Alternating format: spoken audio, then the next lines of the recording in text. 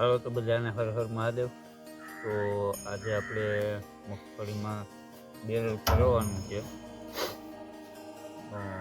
દેશી જુગાર કરવાનો છે આપણે ભૂયા બેહારવા માટે। તો તમે વિડીયોમાં બના રહેજો અને તમને છેલ્લે સમજાવી કે મગફળીમાં બેરલ શા માટે ફેરવવું જરૂરી।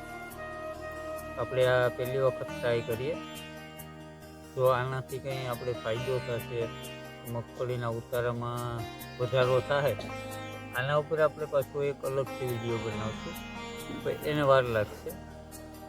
મગફળીમાં આપણે ઉતારો આવશે પછી એનો વિડીયો આપણે અલગથી બનાવશું।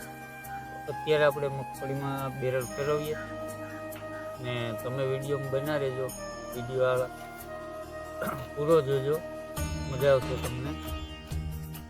હાલો આપણે બેરલ ફેરવાનું ચાલુ કરીએ અને છેલ્લે સુધી જોજો, છેલ્લે તમને બતાવી શા માટે બેરલ ફેરવવું જરૂરી છે અને બેરલ ફેરવવાથી શું ફાયદો થાય એ પણ તમને બતાવી। હાલો આપણે બેરલ ફેરવાનું શરૂ કરીએ।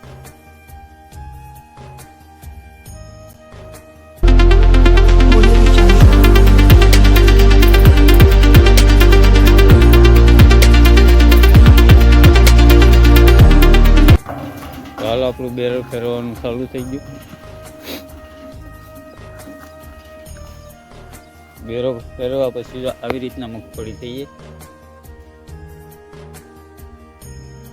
આ બેરલ ફેરવું એનું, અને જે આ બેરલ ફેરવાનું બાકી છે એ બેરલ ફેરવવાથી મગફળી નીચે પડી જાય।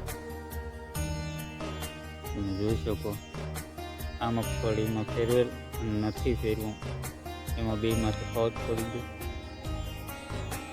તો તમે વિડીયોમાં અંત સુધી બના રહેજો।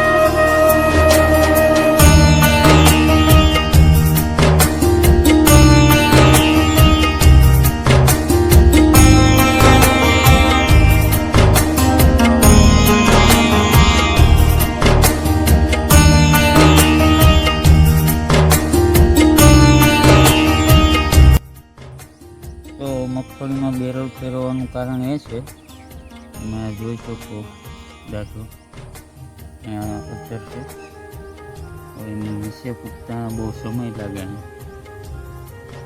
એ નીચે પૂગે ત્યાં માંડવી પાકમાંથી આવી જાય, એટલે આ પેપડી બની જાય આ બધા જે છે। એટલે આપણે જે બેરલ ફેરવીએ એ નીચે આવી જાય, અને નીચે આવવાથી તાત્કાલિક જમીનમાં બેસી શકે અને દોડવા ભરાઈ શકે, એટલા માટે આપણે એને બેરલ ફેરવી આવી રીતે જમીન દોષ કરી દઈએ, એટલે આપણે મગફળીમાં દોડવા બેસવાનું પ્રમાણ વધી જાય અને પેપડીનું પ્રમાણ ઘટી જાય।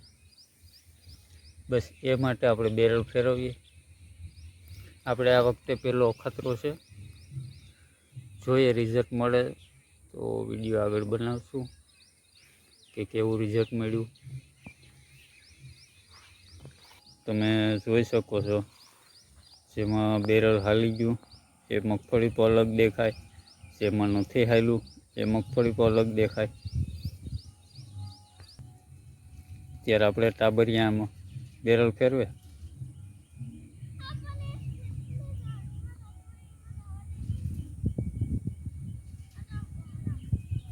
આવજો હાકે રાખો।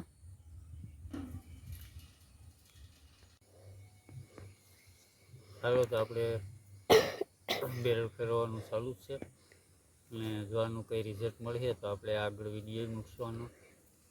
તો જો તમે અમારી ચેનલમાં નવા હોય તો ચેનલને સબસ્ક્રાઈબ કરી દેજો, અને વિડીયો ગમે તો લાઈક કરી દેજો। ફરી મળીશું નવા ટોપિક સાથે. અને જો તમને ખેતીવાડીને લગતા વિડીયો જોવા હોય તો અમારી ચેનલને સબસ્ક્રાઈબ કરી દેજો. આવા વિડીયો તમને અમારી ચેનલમાં જોવા મળતા રહે. તો બસ ત્યાં સુધી બધાને હર હર મહાદેવ. મળશું પાછા નવા બ્લોગ.